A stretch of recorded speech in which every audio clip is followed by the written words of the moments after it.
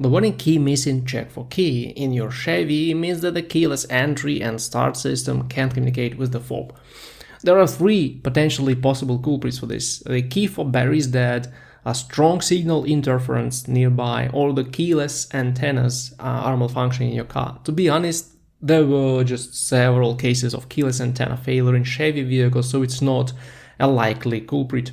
When it comes to key fob batteries, they may fail very fast. The problem with keyless entry and start vehicles is that the fob is active all the time. It sends the signal 24 hours a day, so the battery is drained much faster than in traditional key fobs without the keyless entry feature. In those old fobs, the battery was only engaged when you pressed one of the buttons. So on average, you will replace the battery in keyless entry fobs once every 10 to 12 months.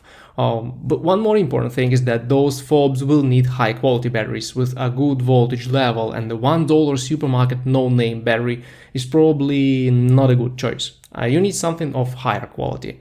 Fortunately, you can replace that battery on your own, so it's a very cheap fix that you should try to solve the problem with the key missing check for key warning. Then if you see this message in a certain place only, this may mean that there is a strong interference with the key fob signal and the car can't properly communicate with it, like a radio station antenna nearby or a military object. In a lot of cases, the fobs will not work near airports or even near automatic doors at a gas station. So you will need to move your car out of that area to restore all the keyless functions. Anyway, whatever reason you have, there is still a simple way to start the car. You will need to use a transmitter pocket and put your key fob there.